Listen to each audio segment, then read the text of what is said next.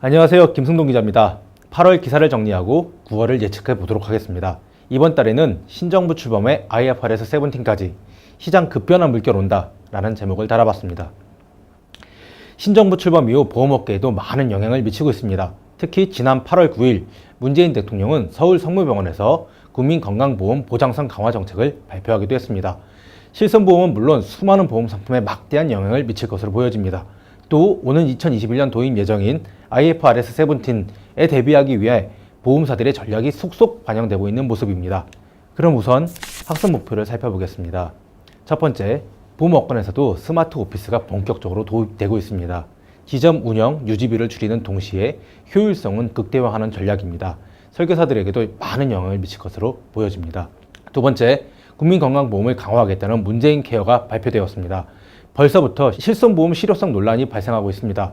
일부 설계사들은 고객에게 실손보험을 해지해야 하는 것 아니냐라는 질문을 받고 있다고 합니다. 많은 설계사들이 위기라고 합니다. 하지만 위기를 뒤집어 생각하면 기회가 될 수도 있습니다. 세 번째, 지난해 자살보험금 사태 이후 보험업권은 금융당국 파워에 짓눌려 있는 모습입니다. 게다가 이번 정권은 지난 정권과 분위기가 사뭇 다릅니다. 최근 불거졌던 미수령 보험금 관련 이슈도 짚어보겠습니다. 네 번째, IFRS 17 영향이 상품에도 속속 반영되고 있는 모습입니다. 향후 상품은 어떻게 변할 것인지, 어떤 전략을 세워야 할 것인지 알아보겠습니다. 마지막으로 다섯 번째입니다. IFRS 17은 영업조직 그 자체에도 영향을 미치고 있습니다. 보험사는 지점의 중간관리자인 팀장급인 SM을 없애고 설계사 인센티브를 강화하는 쪽으로 움직이고 있습니다. 비용 축소와 함께 설계사들의 사기를 높이기 위한 전략으로 보입니다. 관련 내용도 알아보겠습니다. 그럼 본격적으로 기사를 살펴보겠습니다. 지난 1개월 동안 주요 기사입니다. 먼저 8월 17일에 메트라이프 46개 지점 2개 빌딩에 모인다 라는 제목으로 뉴스룸에서 작성한 기사가 있었습니다. 메트라이프 생명이 서울 전역에 분산되어 있는 모든 지점을 오는 10월에 2개 건물로 통합합니다. 2개 건물 모두 랜드마크라고 해도 될 정도로 멋진 외관을 자랑하고 있는 건물입니다. 임대료 또한 엄청날 것으로 예상됩니다. 하지만 메트라이프는 오히려 지점 운영 비용을 감축할 것으로 보입니다. 바로 스마트 오피스를 도입하기 때문입니다. 스마트 오피스는 지점에 출근하지 않고 모든 업무를 처리할 수 있도록 IT 시설을 구축해 놓은 건물을 뜻합니다. 일례로 지금까지 있던 설계사 개인 책상이 사라집니다. 또 회의실과 상담실은 공동으로 운영될 예정입니다. 때문에 46개 지점을 통합하면 오히려 비용 축소가 가능해지는 것이죠. 이처럼 스마트 오피스를 도입할 수 있는 것은 지난 6월 선보인 매트디오 시스템 때문입니다.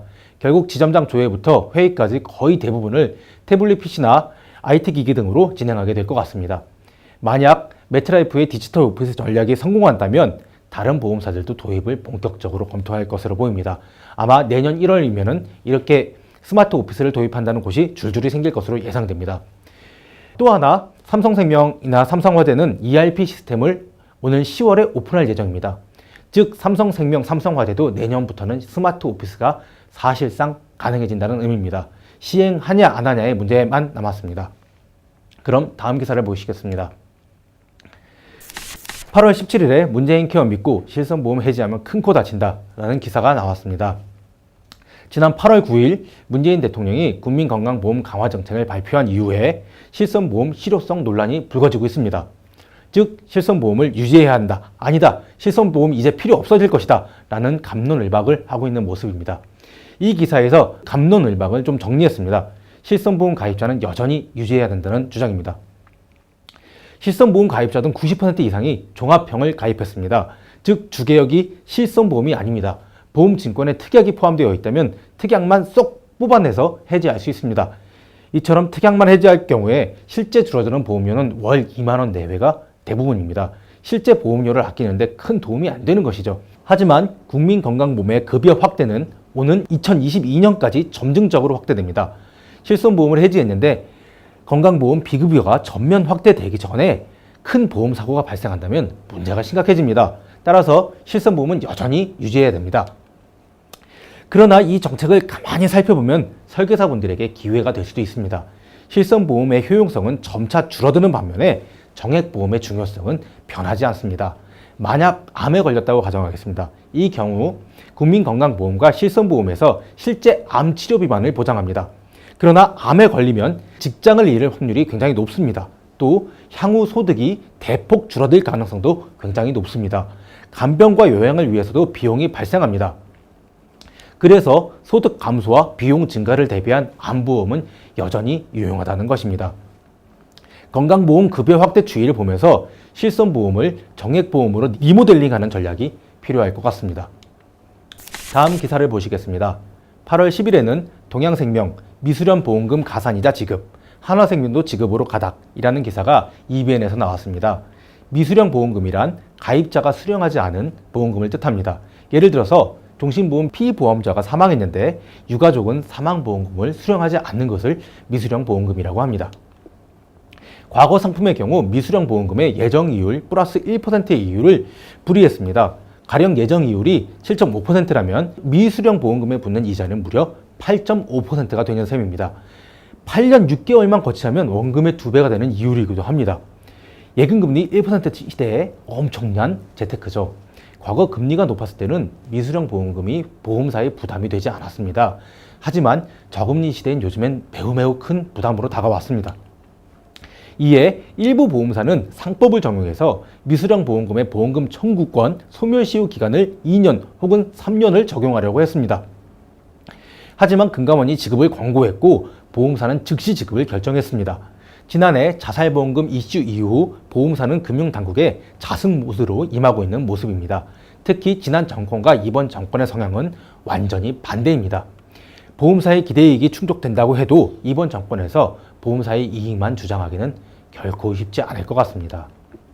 다음 기사를 보시겠습니다. 8월 8일에 대한금융신문에서 100세 만기 보험상품 사라질까?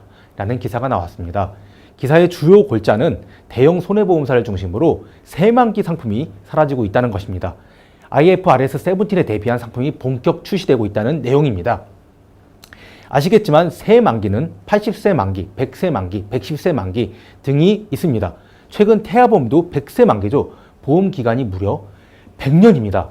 IFRS 17의 주요 골자는 부채는 즉시 책정하고 이익은 순차적으로 반영한다는 것입니다. 보험 만기가 길어지면 길어질수록 부채가 대폭 커집니다.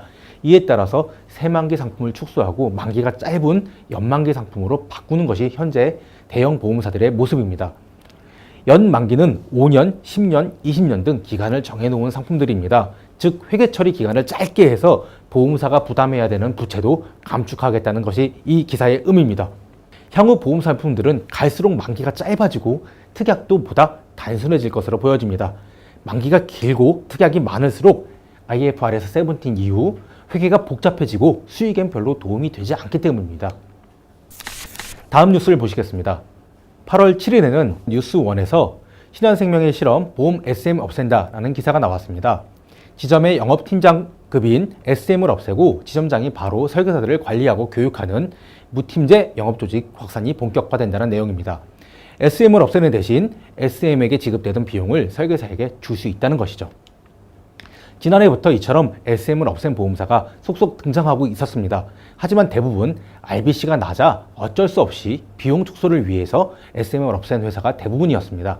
하지만 신한생명은 그와 전혀 반대입니다. 탄탄한 신한금융지주의 계열사입니다. 즉 RBC를 맞추기 위해서 어쩔 수 없이 이런 전략을 시행하는 게 아니라는 의미입니다. 사실 이 기사에 앞서 얘기한 메트라이프 생명의 스마트 오피스와 동일선상에 있는 얘기입니다. 스마트 오피스도 결국 본사가 지점 운영 비용을 축소한다는 게 핵심입니다. 지점 운영 비용을 줄여 그 비용을 다른 곳에 투자한다는 것이죠. SM을 없애는 것도 마찬가지입니다. 지점 운영 비용을 줄이는 대신 설계사에게 인센티브를 더 지급해 사기를 높이겠다는 의미죠. 이런 트렌드는 향후 더 가속화될 것으로 예상됩니다. 마지막으로 정리한 후 강의를 마치도록 하겠습니다. 첫 번째, 스마트 오피스 도입이 본격화될 예정입니다. 보험사의 비용 축소도 본격화될 예정입니다. 영업조직의 운영 비용은 줄어들 것이며 조직도 대폭 슬림화될 것입니다. 전윤 설계사는 원수사 영업조직에서 밀려날 가능성이 매우 높습니다. 두 번째, 국민건강보험 체계가 완전 바뀔 예정입니다. 문재인 케어 영향 때문인데요. 실손보험 무용론까지 나오고 있는 모습입니다. 하지만 국민건강보험 강화가 설계사분들에게 악영향을 끼치는 게 아니라 오히려 기회가 될 것으로 생각합니다. 정액보험 컨설팅으로 리모델링을 강화해야 될 시점입니다. 세 번째, 미수령 보험금에 상법을 적용, 소멸시효 내에 찾아가지 않으면 약관의 예정 이유를 적용하지 않겠다는 보험사가 있었습니다. 하지만 전액 지급을 결정했죠. 어쩌면 제2자살보험금으로 확대될 내용이었습니다. 금융당국이 보험사를 강하게 압박하고 있는 모습이며 보험사들은 일단 허리를 숙인 모습입니다.